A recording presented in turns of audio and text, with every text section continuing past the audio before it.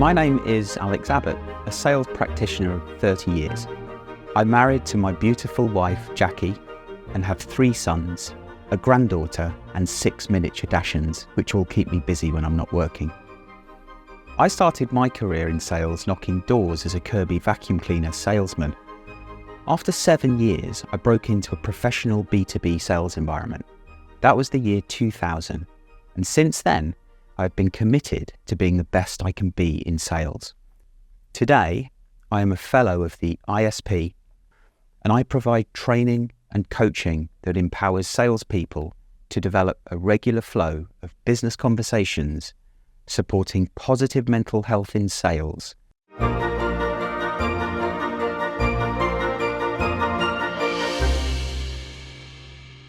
The reason this topic is important to me is twofold. Firstly, I realised quite early on in my sales career that prospecting was the most important activity that influenced the level of success I could reach as a sales rep. I learned how to forecast opportunity creation into the future based on the level of effort I was putting in today.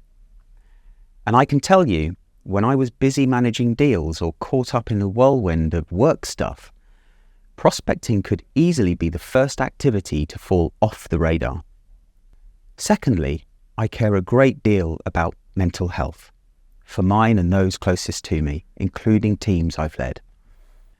In my career, I've suffered with burnout twice that I know of, and depression quite badly, where my body shut down physically, and no matter what I did, I couldn't control it. So when I see sales leaders forcing their reps to make more cold calls or send more tailored emails, more of the stuff that isn't working, it really bothers me. The businesses we work for try so hard to be buyer-centric, yet they will happily disrupt a buyer with cold calls or incessant emails and push reps to do things they don't believe work, and then pile on more pressure when it doesn't. This is causing a mental health endemic in sales. Now, according to the Sales Health Alliance, 79% of salespeople are highly stressed. 63% are suffering with poor mental health, and 60% of sales leaders, the people there to protect and lead their salespeople, are suffering too, up 50% from the year before. When pipelines are healthy, we're talking to our prospects, building rapport, deepening our relationships, we feel happier as salespeople. Why? Because when trust forms, you can have an authentic conversation about challenges and pains you can solve. And your prospects, who now trust you, is willing to answer the questions you want to ask and open up. These types of conversations are the primary objective for us in sales. In this session, I will share how you do this at scale using social media, so that you can multiply the number of meetings you're doing exponentially. My team and I run 8 to 15 meetings a week each, and our clients regularly see a 30 times increase in meetings generated as a result. Just imagine how much pipeline you could generate from having that many meetings with your target audience. Think about the impact of outdated cold outreach techniques like cold calling and emailing. I want to take you back to the late 1800s, when the horse and carriage was the lifeblood of every major city in the UK and America. There was one huge downside: horse manure, and lots of it. The Times wrote an article in 1894 detailing that if something wasn't done about it, that every street in London would be buried under 9 feet of horse manure within 50 years. No one could think about not using the one thing that created their livelihood. Henry Ford had been working on a solution to this problem. There were already cars on the road, but they were expensive. Henry Ford famously said, "If I had asked the people what they wanted, they would have said faster horses." Then, in 1907, Henry created the Model T, an affordable production motor vehicle designed to replace the horse and carriage. The solution to the problem. Now, I'm not saying we should stop using the phone and email as forms of prospecting, But what I am saying is that we need to think about the traditional sales funnel differently. No longer can we treat every prospect as a buyer. We must think about the prospect as a human being, someone you genuinely want to get to know and help. Only then will you build deep and meaningful relationships with your audience. And once they trust you, they will buy from you.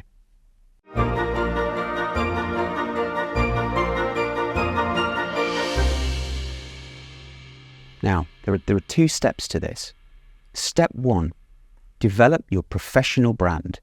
Show yourself as the trusted advisor you are, and at the same time that you're genuine, authentic, and worth having a chat with. Activate your network and grow it with a sense of purpose.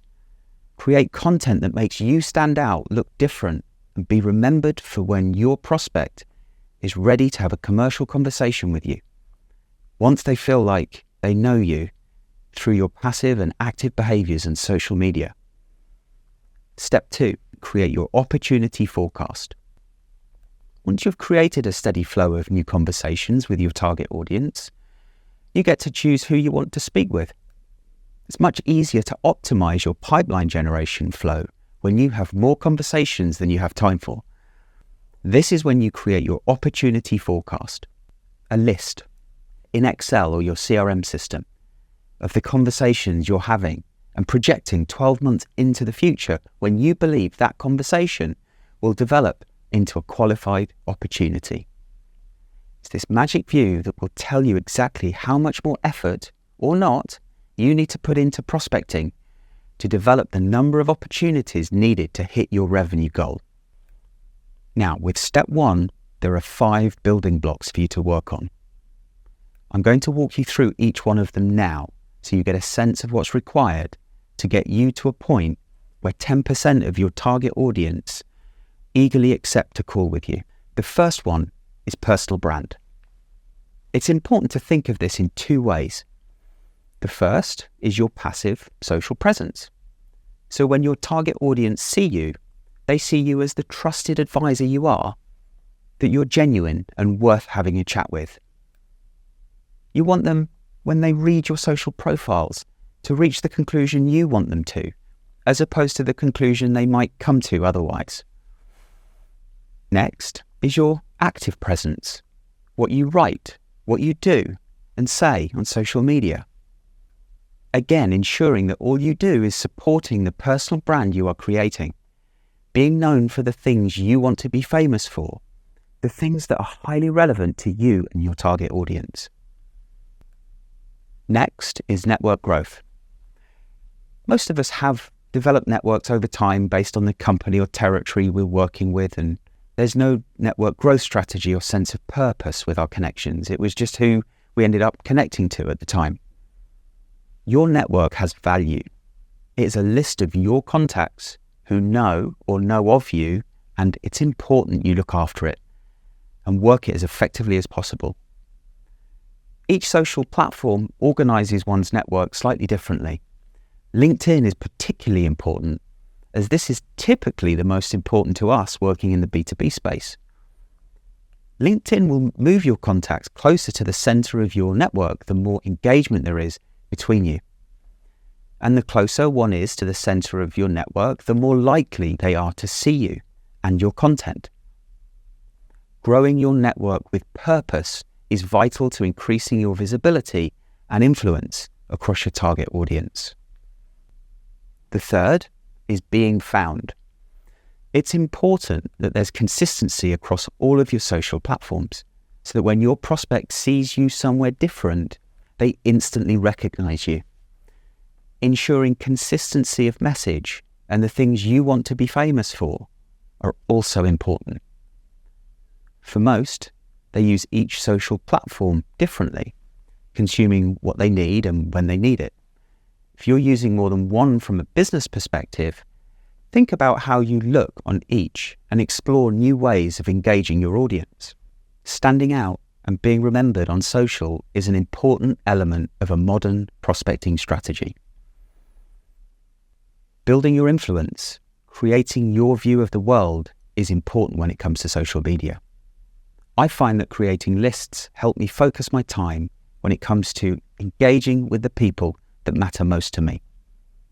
Typically, that would be my territory, a target list of primary, secondary, and tertiary contacts I want to build visibility and influence with. Also, primary influencers, experts in your field that you know your target audience is likely to see or engage with.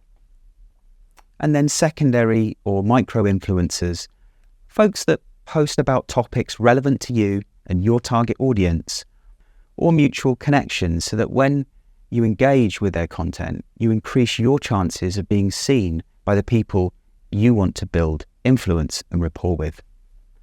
Think of this like a real-life networking environment, where you walk into a room and you scan the room for who you might want to have a chat with. Perhaps there is no one of interest in this room, so you go to the next, and then the next, until you find the people you're looking for and want to speak with. Walk up to them as you would in real life. Have a listen to the conversation and wait for your moment to drop a smart comment. Make yourself look good. Or perhaps ask an intelligent question as a way of inserting yourself into the conversation. Do this 100 times a week and you will be amazed at the results. And remember, you don't get a six-pack by doing 100 sit-ups. You need to do it every week, every day, and do all of the other things I'm talking about today to support this behavior. Now, onto the thing that people find most difficult, content creation. If you're new to content creation, the best way to get started is by curating other people's content and putting your point of view to it. Then, try writing a short blog about a topic you know really well. It doesn't have to be work-related. All you're doing initially is exercising the creative muscle in your mind. Write about things you love and practice until you feel more confident, and then move on to commercial topics. Though remember to keep it human and authentic. Lose all the jargon and sales language. No one likes that. Now your content is more human and authentic. Now is the time to write about yourself. The more humanized it is, the more visible you will be and engagement you receive. And when you start to help your network get to know you at scale, your influence grows exponentially. And soon, your target audience will be walking towards you and inbound leads will begin to flow, as it's crystal clear who you are and what you do through your content. And when, or if you're ready to turn to video, there's nothing more engaging about a video of yourself being the authentic human being that you are. With step 2, the opportunity forecast, this now becomes a very easy thing to create as you're already generating a steady flow of conversations by now. So simply create a spreadsheet with a list of the 4 future quarters so you effectively have a 12-month rolling view into the future, and then plot which quarter into the future you feel a conversation you're already having will become a qualified opportunity. Now, for me, based on my close rate and average order value, I like to target myself to have 12 future opportunities qualify per quarter in each of the 4 future quarters. Here's the important bit. If I don't have 12 per quarter or 48 for the year, then I need to prioritize doing more of the activities in step 1.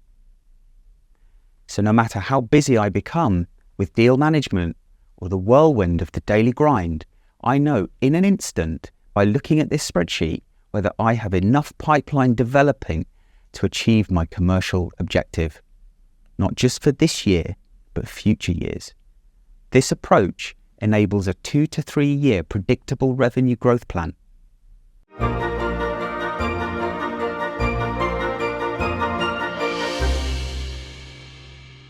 So it's really quite simple.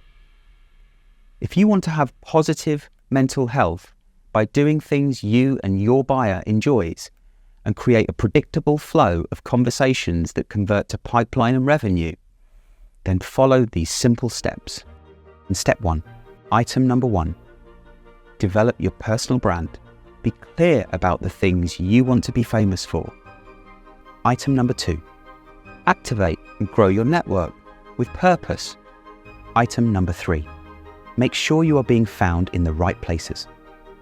Item number 4, begin to build your influence within your sphere and that of your target audience. Item number 5, start to build your own steady stream of valuable content that makes you look like the trusted advisor you are, and genuine, authentic human being that's worth having a chat with. And in step 2, build your opportunity creation forecast so you can see in an instant when prospecting must be the priority, the leading indicator of your success. Do this and you will earn good money, secure that promotion, and have a much greater sense of purpose controlling your own destiny.